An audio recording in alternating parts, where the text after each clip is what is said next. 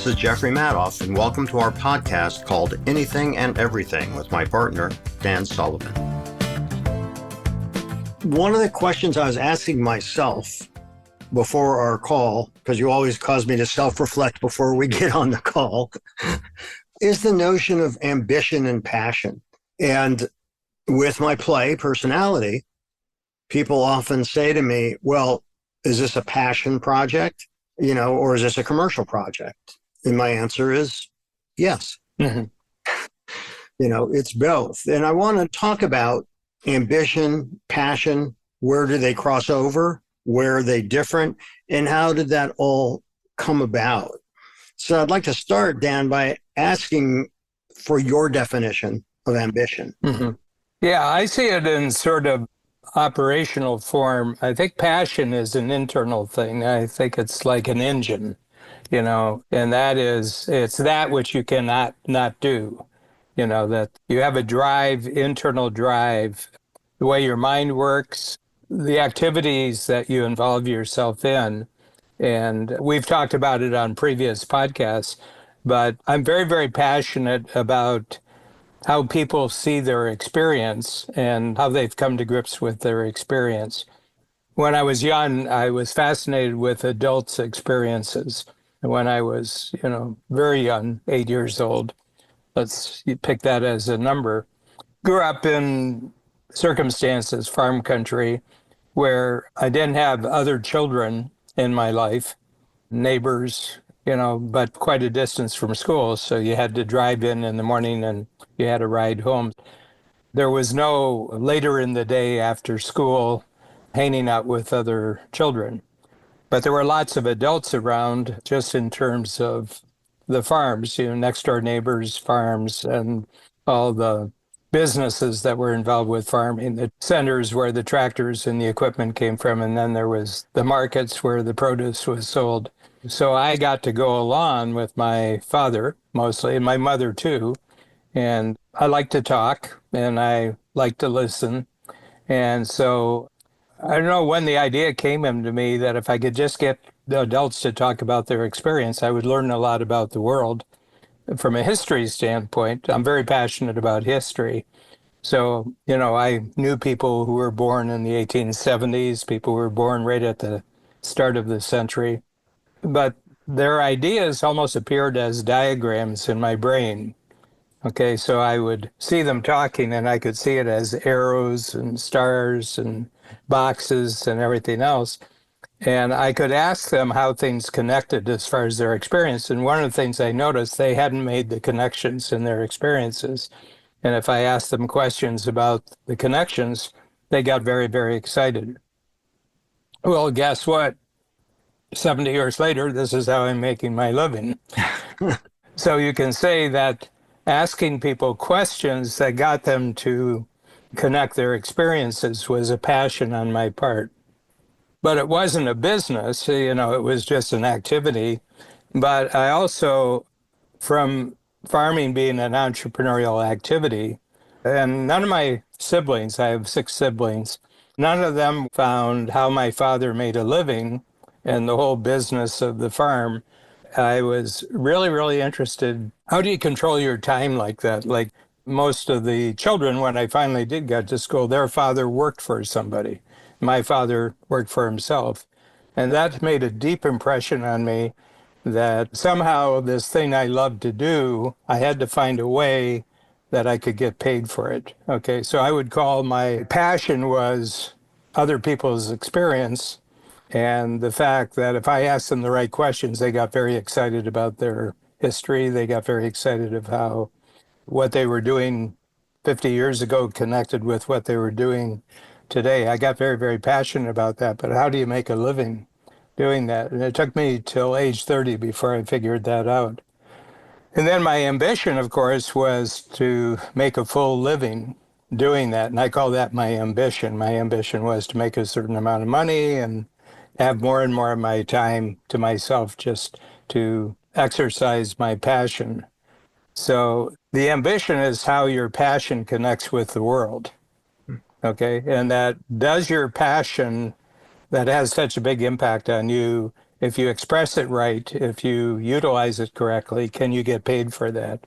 So that's how I see the relationship between passion and ambition. It's really interesting because both of them are the product of a strong desire to do something. One of the questions I ask my guests in class, and I always start off asking this question, which relates directly to what you were talking about, is what is it you did when you were a kid that really lit you up, that you really liked? Because I believe that if you can figure out, like you did, like I did, a way to make a living doing what I really love doing, that's a very worthwhile achievement. And, both of us did that not through getting a job, but through creating a business, the entrepreneurship aspect of it, which I think is really interesting. But I also like looking at the etymology. What are the word roots? Where do these things come from? And ambition came originally from the act of canvassing for votes in ancient Rome. And over time, it came to mean eager and inordinate desire for honor or preferment, which I think is really fascinating. But is also interesting because in early English usage, ambition often carried a negative connotation, association with pride and being vainglorious. So that bridges into then passion and where passion comes from. And I'm curious, how did you experience these adults experiencing their life through the questions you asked? Well, my belief, you can have anything going on that you want inside of you, but you don't know whether it's real in the world. The only way you know in the world is and you have to do a translation. You're not telling, well, I've got this going on inside me because, and I think you should be interested in that. Then I think the third, if there's a triple play here, I had the passion, I had the activity I love doing, I had the ambition to be freed up to do this, money-wise, time-wise. And the third one was I found that questions was a really, really useful speech capability, that you could talk to people and you could ask questions.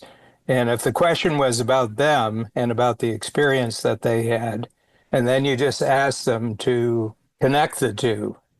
Well, you did this, and now that you look back, when the industrialization of the farm happened, for example, I was meeting grandparents, of people who were adults. Their grandparents were still alive, and they had been farmers. And then the children, who are now adult children, were the businesses that were supplying farmers. And that if you could not make it about you, but you could play the game of it being strictly about them and their experience. Another skill that I learned, don't make it self-referential. It's about them. You're just describing a game that you see, that they'll give you enormous amount of attention. They'll be fully there because you're talking about them. The other thing, Jeff, that I noticed along the way, that what I was offering them was a very rare experience. Okay, that not, I remember very early, not at 8 years old, but probably in my teens or late teens, that if you could get people to talk about their experience and give them your wholehearted attention, nobody else had ever done that to them in their life. Yeah. Give them full attention, And I wasn't trying to get anything out of it. I was just seeing I wonder how far I can keep this conversation going. There were rewards to it. You got treats, milk, cookies, other things like that. But they took you seriously. They took you really seriously. I remember I had a high school principal who had been in the service before he went into the priesthood, Catholic schools. And my mother, whenever there was a big event like an election, I got to stay up late for the election. I remember that was 52 was Eisenhower. Eisenhower won. So, we stayed up late and didn't go to school the next day. So my mother wrote a note. Your parent had to write you a note if you were absent.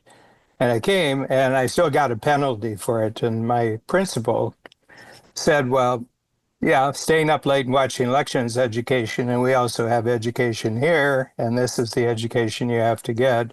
So you go to penalty period. Okay. And I took it well. I said, okay, I'll do the penalty. And then for some reason, my taking it well, and my mother didn't push back at all. She said, well, it was a choice and we made the choice. So there was no pushback from the parent. So we got talking. He was in the Marine Corps. Okay, so this is in the 50s. So he would have been Second World War.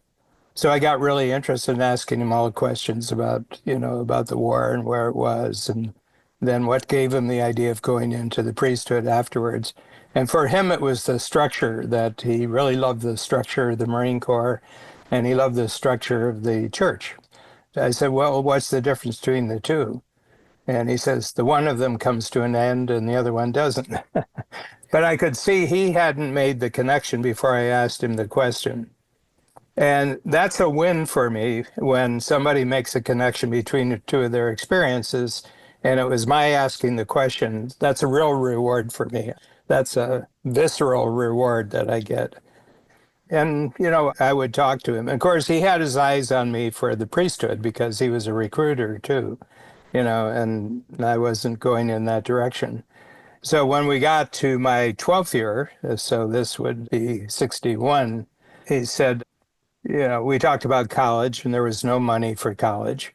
And he said, well, I think I can get you a job if you'd be interested in after high school. And his brother was the agent in charge, the FBI agent in charge in Cleveland, our nearest city. And he said he's got leeway, in his job that he can actually FBI is not civil service. They had their own system. J. Edgar Hoover, had his own system. And so he said, would you be interested? And so he drove me into Cleveland one day. I met his brother-in-law and I got myself a job in Washington, D.C. And that was JFK. JFK was the president. And his brother was the attorney general, which the FBI comes under the attorney general. So this is terrific. I got none of the other kids would work, they'd leave school and they'd go to GM or they'd go to Chrysler, they'd work on the line. And here I was in the nation's capital. And I knew it was my questioning that got me that job. Well, and you had a certain reward structure that was built into it. Yeah. Not only did you get attention, you got treats. Mm-hmm. And special treatment. Yeah, well, that as it goes, the preferment.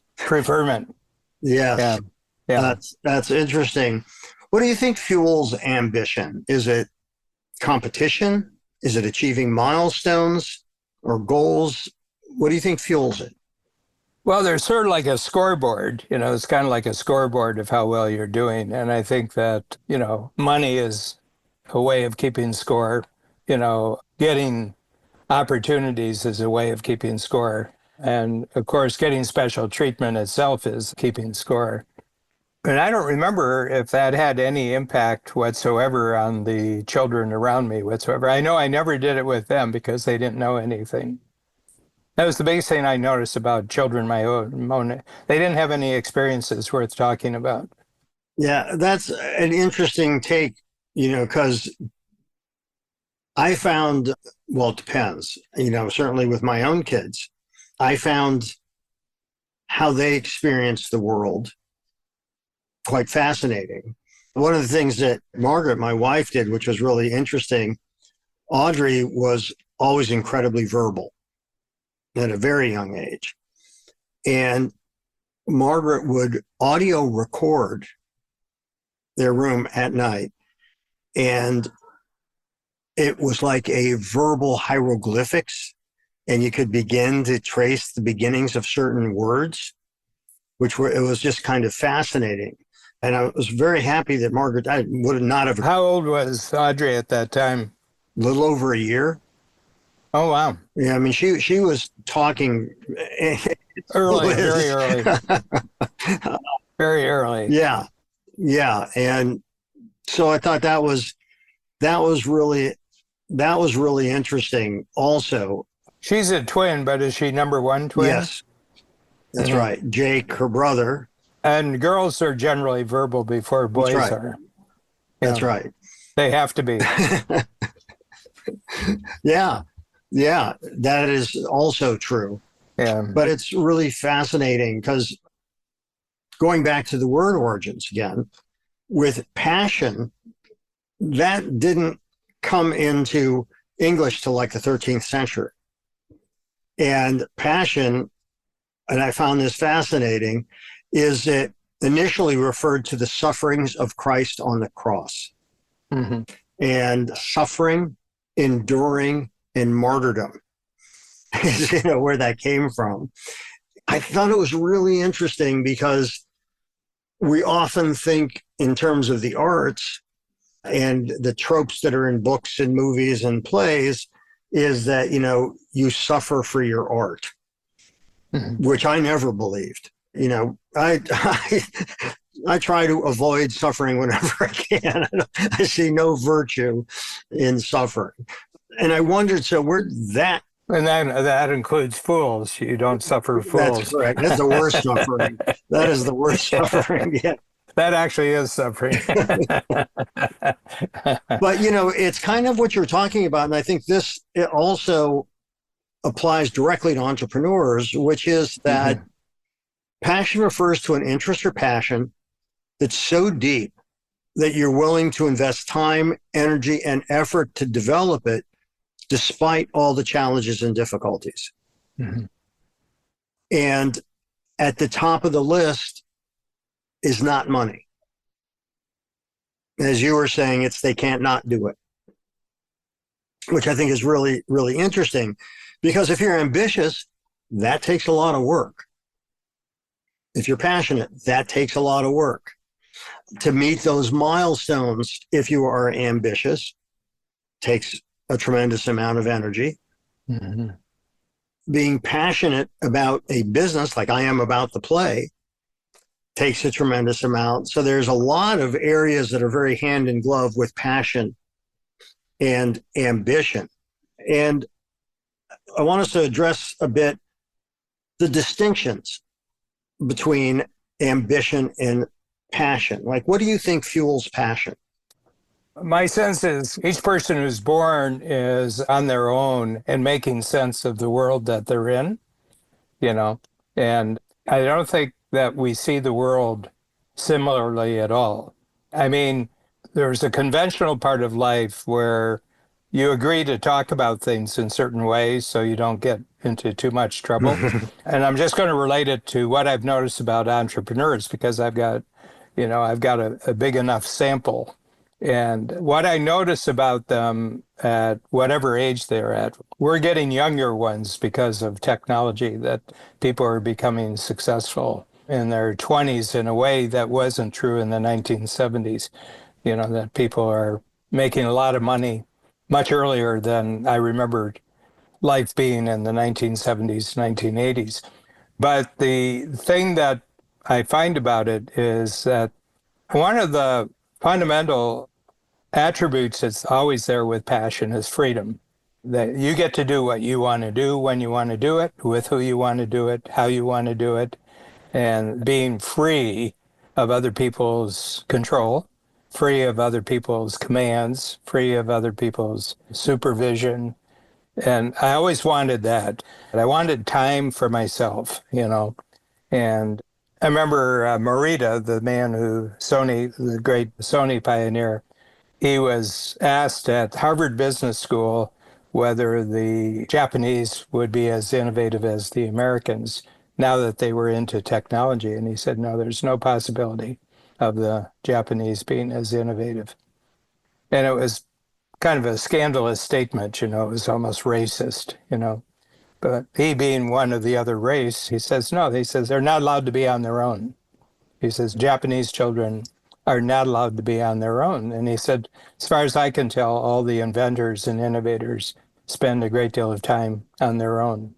They have control over their time. And they can do different things that seem odd, and Japanese don't like odd in their children. But I think they are different, and you can have the one without the others. So I've met people who are very, very passionate, but haven't translated it into a practical ambition. And what is that difference, though? I mean, so you touched on it a little earlier today. Ambition is the drive to achieve something. And it's outside of you. That's right. And that's the key. That's the key. Because I think that passion, and I can certainly say this for myself, is a love of the process. And, you know, the whole way that you have created your career is because you love that process.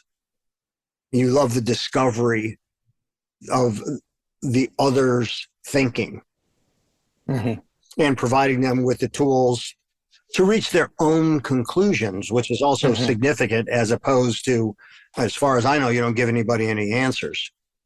You just ask them the right questions.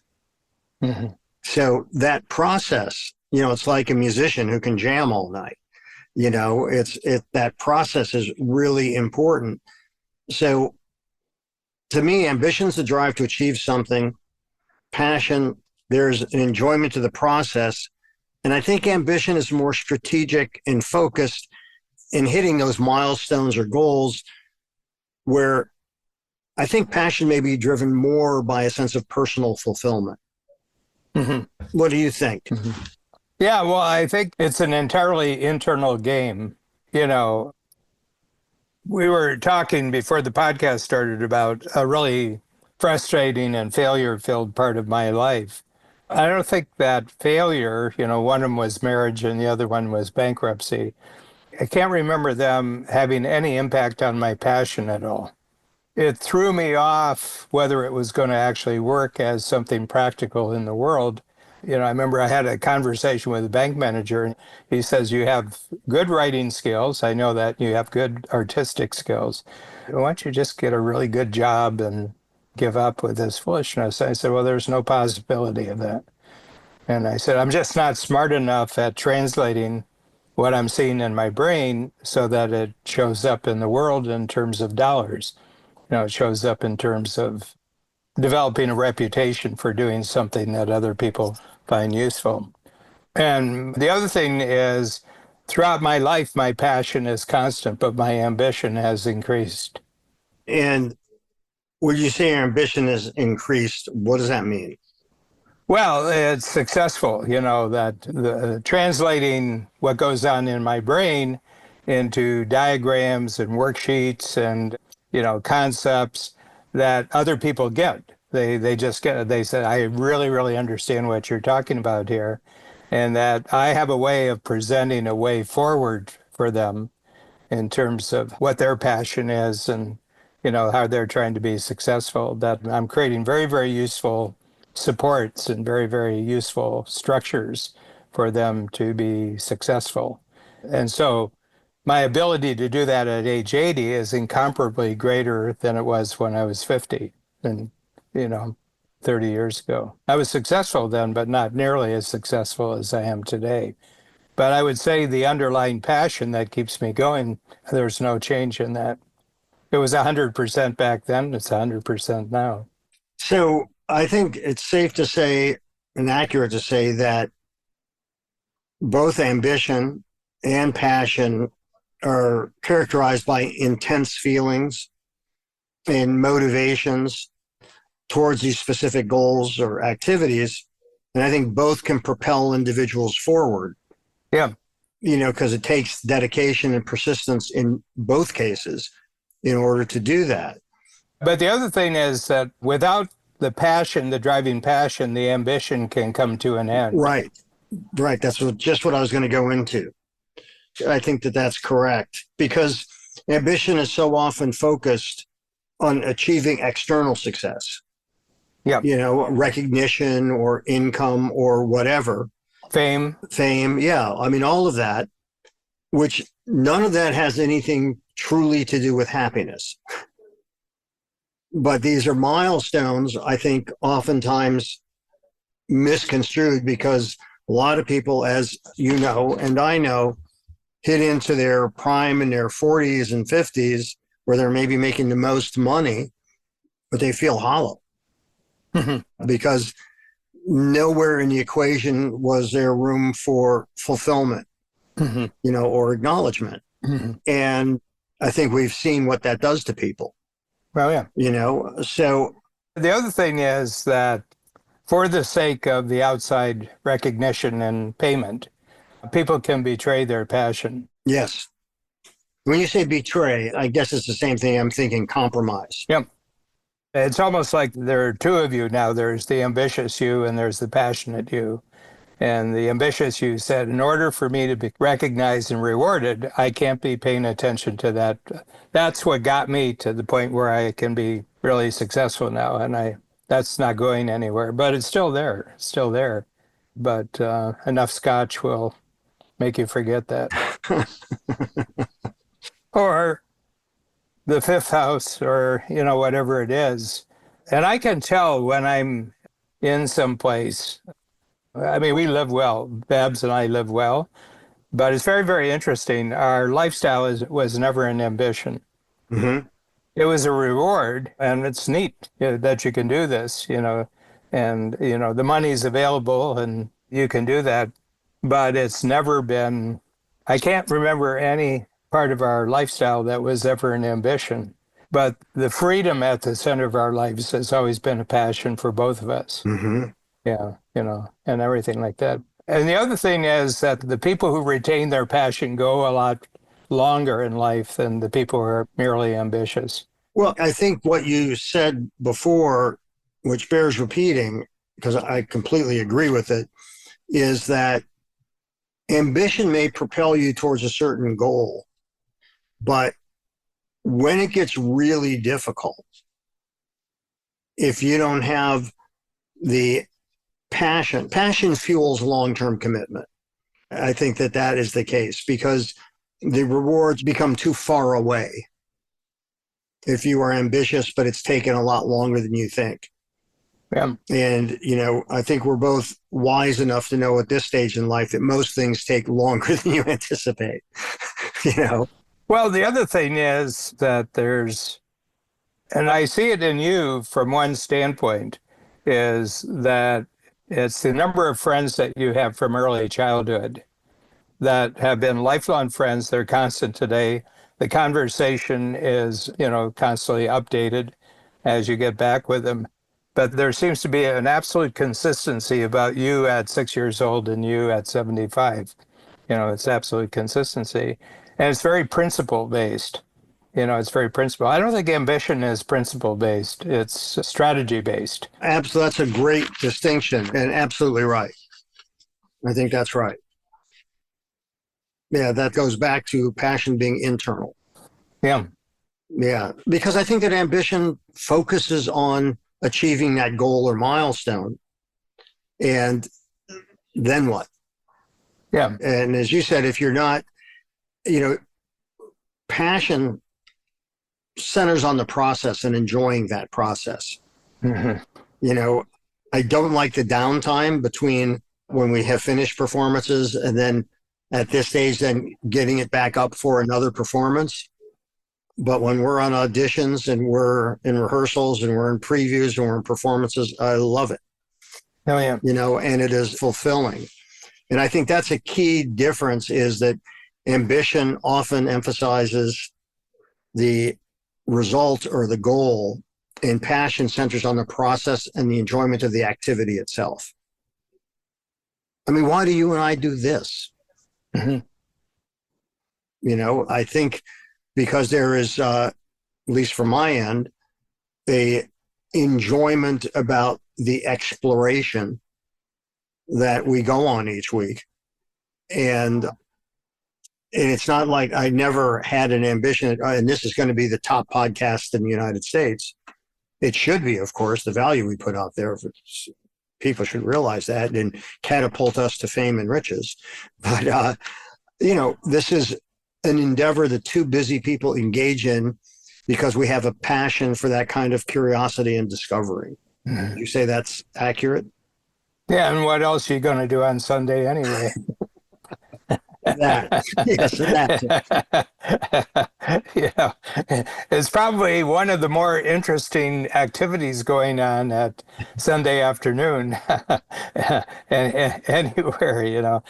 I just like to go back and touch on the principle versus strategy, you know, and the one thing I can't comprehend, and I see it more and more simply because of the years that I put in, is I openly discuss this in the workshops. And I said, there's one thing that you cannot talk about here in the workshop, and it's retirement. I said, one is I have no aspiration to ever retire, and I'm not interested in anybody else's thinking about it. Mhm. I said, if you bring up that topic, I'm just not interested in having the topic. I can't comprehend why you would ever think about not doing what you're doing, but better. I said, I'm sorry. I mean, it's like dying. You know, people talk about dying, you know, and, you know, well, I got another 15 years. And I said, you know, your body's listening. Your body's listening, you know, it's saying, you know, to put that out. I've seen no benefits to death. And I think retirement is a stage of dying. Well, certainly for me, because it's a practical decision not doing it, because I don't golf, I don't play cards, and there's something else that I don't do. I forget what it is now, but you know, those activities for me, the upside is I am perfectly capable of being alone and going into whatever I want in terms of writing or reading or studying or whatever. I enjoy that time. And a friend of mine said, you know, you're a running joke in terms of vacations. That, you know, I said, but I get why you aren't big on vacations in a traditional sense of the word, because you're enjoying what you're doing all the time. Mm-hmm. So why stop doing that? Mm-hmm. And I can make the argument that, well, the fortunate thing with my work is it took me all over the world Mm-hmm. doing things. And now the play, I'm going to London, you know, and it's that sort of thing. And I think there is a big plus in experiencing other places and meeting new people, which I do constantly and really, really enjoy. But I think we did a good program on retiring.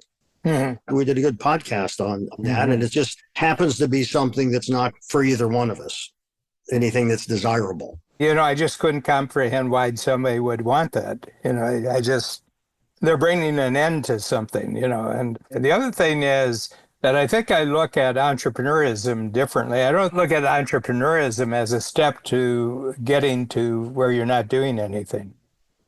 I see entrepreneurism as a process of always getting to something more interesting.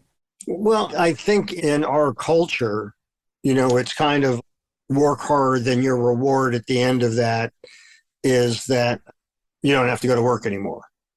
And again, when you're determining what it is you work on and you're doing things that you have a passion for, why wouldn't you want to continue doing it?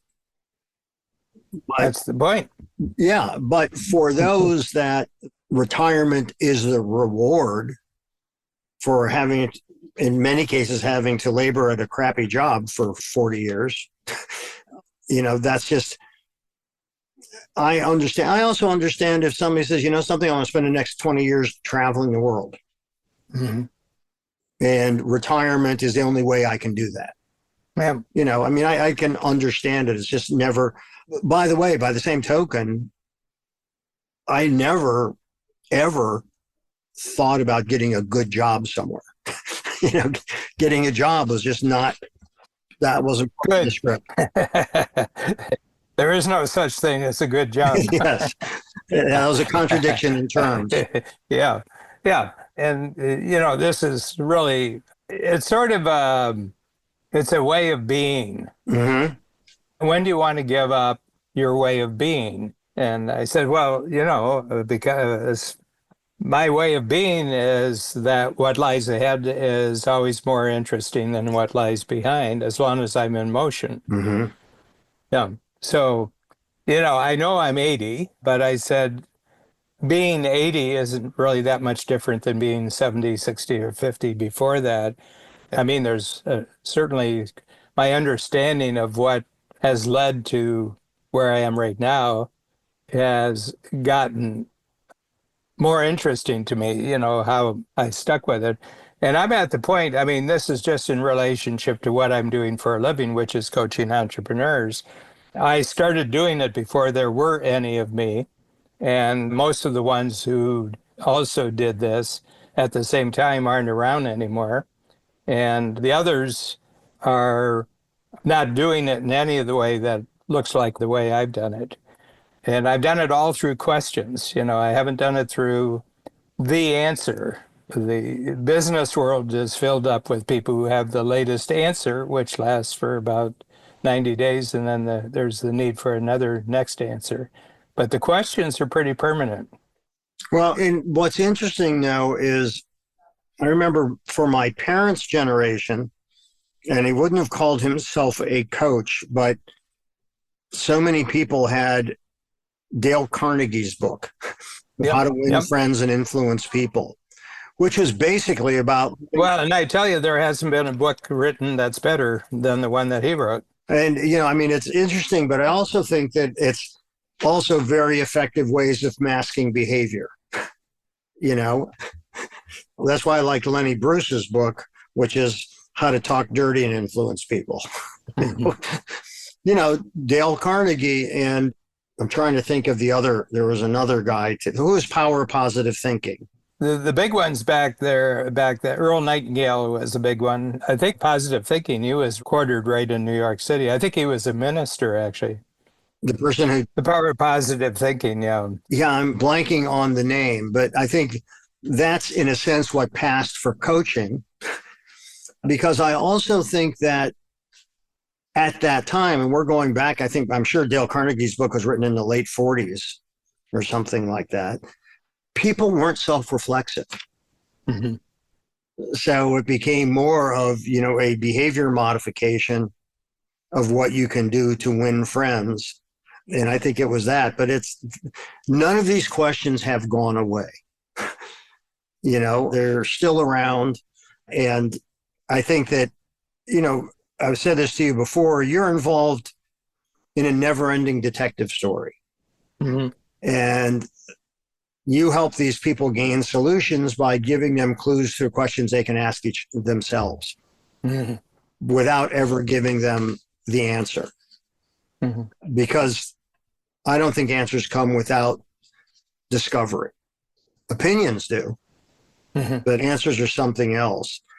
So it's interesting because you talked about that with ambition, if there's not passion, the time can run out. You can just be discouraged by how hard it is, how long it takes, and your ambition doesn't take you far enough to deal with that kind of thing. Where I think passion, it's not about a specific job or career or anything. It's an emotion that is expressed through the various activities you're involved with in what you're doing. And as you said, it's really interesting. The question became for you, what you love doing, talking to people, getting that feedback, eventually getting that reward. Then you wanted to make it into a business because you knew doing that made you happy. So how do you make a business out of what makes you happy? And I think that's a challenge for a lot of people. And I think that that's the part that requires the passion, because passion helps you endure the disappointing times. Yeah. I think that you and I right now, the two have fused, the passion and the ambition. Absolutely. And the reason I'm saying it is our age. I would say you don't get much past your 60s if both the passion and the ambition aren't fused together. And what I notice is that when people don't have the ambition anymore, they take the passion and they put it into other activities. Okay. So for example, I'm not involved in any philanthropic work or anything like. I don't sit on board. I've never sat on a board. I've never gotten involved in other people's businesses. I'm not on the speaking circuit. If we put out the word that Dan is available for keynote speakers and that, my schedule would fill up. Okay. But I'm not the least bit interested because it's basically talking about the past, and I'm not interested in the past. Mm-hmm. It's like athletes, and there's no more sorry people in the world than professional athletes beyond retirement. I grew up in the Cleveland area, and I met one of the players who had been during the golden years when the Browns, were almost in the championship game or were of that quality that they could have been in the championship game. And he's an insurance agent and, not at his playing weight, anymore. And there was just a sadness about him, and professional athletes, they're old at 35. And they've lived in a structure, they're spotted early. Usually they get really good coaching from a early age. They're bigger, they're meaner, they're faster, they're stronger. They're more competitive at 10 years old than all the other kids who go home crying for something that they love doing, inflicting pain on others. And they make it, but they have a very short window in which to make money, and secondly, to get it. And I met them and I said, geez, but they have no future beyond the game that they were playing, and the game came to an end. I was just reading, they still don't know what happened, but the reports of Gene Hackman and his wife being found dead. And I said, And their dog. yeah, I said, how did all three of them do it at the same time? And the other thing is they must have not had any friends because they think it may have been weeks ago Yeah. that they found them. And I said, geez, Gene, boy, you were so great. And his wasn't an occupation on the male side that you really have to retire from. I mean, Clint Eastwood is still doing great work in his 90s, Yeah. Yeah. Yeah. 94, and he just had his film Juror Number 2 came out recently. Yeah. Got good reviews and everything. He has a great phrase, which is every morning he gets up and his goal is to keep the old man out, which I think is Mm-hmm. Yeah. So anyway, I mean, everybody's about this, but people question, they say, well, do you think you're going to die? I said, yes, I will, and it'll be on stage, but not today. Yeah, I mean, my thing is I, still consider myself middle-aged, but I'd have to live to be at least 150 if that's the case. What do you think? Because I think that in certain levels, as you said, ambition and passion are fused. What do you think that ambition is primarily fueled by? I think recognition. Mm-hmm. Mm-hmm. It's the Laurence Olivier story that you tell. Why do we do this? Why do we do this? It's the recognition. Yeah. Look at me, look at me. Yeah. Yeah. I think it's recognition. And I think that's prior to money. I think that's prior to anything else. I think the recognition, and I think it's probably recognition of something great. Mm-hmm. So this is I know will be a rough estimate, but I'm going to ask the question. Over the years, in the large number of entrepreneurs you've worked with, how many hit a point where the disappointment with how long it took, how hard the journey is, or whatever, because personal fulfillment was never a part of their equation? How many of them became disillusioned or depressed or whatever in spite of having made a lot of money? I think a lot. And not to be claiming too much by doing this, when they stop coming to the workshops, I know that they're coming close to the end. Mm-hmm. Because the workshops are about planning the next quarter. That means they didn't have another quarter to plan. Mm-hmm. And I kind of know, yeah. I mean, the oldest continuous I have is 70, and I've seen him every quarter for 38 years. Wow. And I just saw him about 6 weeks ago, and as excited about the next quarter as he was the first quarter in 1987. Just totally excited about the next quarter. Do you feel that your work has had, not just feel, do you get feedback also that your work has had a positive impact? Yeah, yeah. And how does that make you feel? Once I passed 70, they started using a word, and the word was the legend. Uh-huh. And I said, I like the sound of that. Okay. The living No, I said, legend.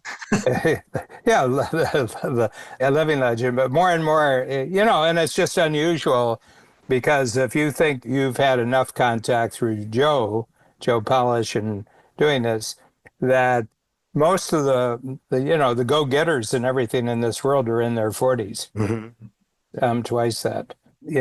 I was coaching before they were born, you know. But if I look at what lies ahead, like our book project, what lies ahead, this is a big book, that we're working on right now. We're hitting some very, very fundamental issues that are facing employment throughout the 21st century, the casting, not hiring. I mean, and I think that's the instant response that we've gotten to the cover title of the book. It said, people are looking for this. And I've never had any idea that has gotten the response that this one has over the last year. Well, I was, it's my ambition to light you up so it lights us up. And, we're doing something that we are both passionate. No, this is college professors thinks this is an amazing idea. Surgeons very high up in the medical world think this is a big deal, On Friday, I interviewed one of the people, the senior vice president in charge of HR globally for Saks. And he was prior to that, he's with Michael Kors, Victoria's Secret, Ralph Lauren, major global brands. In his office, he said, I had the book on my desk. And people were coming by and they'd say, oh, that is cool. Wow, that's neat. Oh, casting, not hiring. That's really cool. Again, knowing nothing about what was between the covers. I've never had a response to any, 3 words. It's 3 words. So I think that's, again, there's an example of passion being ignited, ambition being a partner in that, and the fulfillment that one gets, in this case, to get from pursuing a mutually exciting idea. Yeah, which is very cool. No, this is worth the 50 years that it took to get here. No. It really is. And I've had full confidence that idea is out there, and you have to test and test this idea, that idea, this idea, but there's an idea that you're going to come up with that, it's really interesting that everything that Einstein is famous for today was written in a 3-month period when he was 26 years old. Yeah. That kind of thing is always interesting, and that he failed math and, all that kind of stuff. He didn't, by the way. Pardon? He didn't. There's a lot of legends. It makes us That's right. sound good and everything. He knew his math. He might not have been interested that day in the test or the program, but he didn't. Yeah, clearly he knew it. Yeah, but I think his great stroke of luck he had is that he didn't have a lot of money, and he had to pay his way through college in Germany by being a patent clerk. Mm-hmm. And he was famous for taking ideas not very understandable and making them into a very simple explanation for the Patent Bureau in Germany, that this is what this does, and all his patents went through. He was a phenomenally good communicator of abstract ideas in practical examples. That's why I like reading Michael Lewis. Oh, yeah. I think that's a certain gift, to have that. Mm-hmm. So where do you think we came out today in this topic? Well, the one question we haven't asked is, does everybody have passion and ambition? And not in my experience. Same here. And the ones who fuse them together, ambition and passion, even fewer. Yeah. And, it's interesting. People will say to me, people I don't know well, or people that I just meet after one of the performances of personality. I've been asked this probably, I don't know how often. Oh, is it really difficult dealing with those actors? And I'm thinking, I still have some filter left, not much. I never had a very big one to start. I think, no, dealing with you is the pain in the ass. But the actors, I love people who are passionate about what they do, who are excited about what they do, who want to share what it is that. Well, not only that, they're putting their life on the line. That's right. That's right. How can you hate people that they're putting their life on the line? I mean, yeah, well, and that's, whether you're acting a part. Even shitty actors are putting their life on That's the right. line. Even more so. Yeah. But that, I think that's really true. But I think that people, and I think this is cultural, just like, I think that older people are not valued in this country for the wisdom they've accumulated and all of that. There are, of course, some that are, but, culturally, and then culturally, our feeling about people in the arts, are they a diva? Are they temperamental? And I said, go to your local UPS facility and you're going to find somebody on the staff there that's temperamental and a pain in the ass. It's just that you don't happen to know who they are, but you may have heard of an actor who was supposedly do that.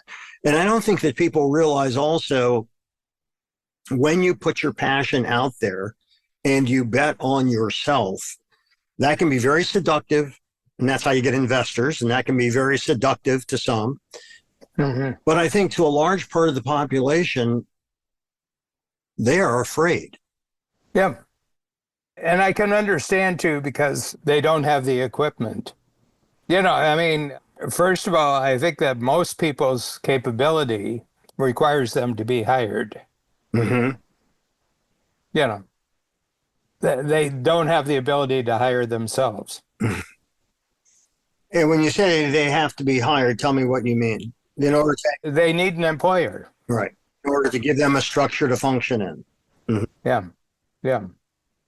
It's a roll of the dice. I don't know how. I haven't the foggiest idea. I know that none of my siblings have it. Mm-hmm.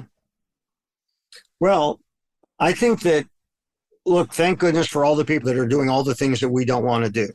Yeah. And it's a big world. And there's a whole lot of things. And I think about, fairly self-reflective. And I think about the things that I have done. And, I've been asked the question, many times when I've been interviewed is, if you had it to do all over again, what would you do? And my answer is, buy Apple and Amazon in the 80s. That's what I would have done. Although I do like Groucho Marx's answer even better when asked when he turned 80. And he said, try more positions.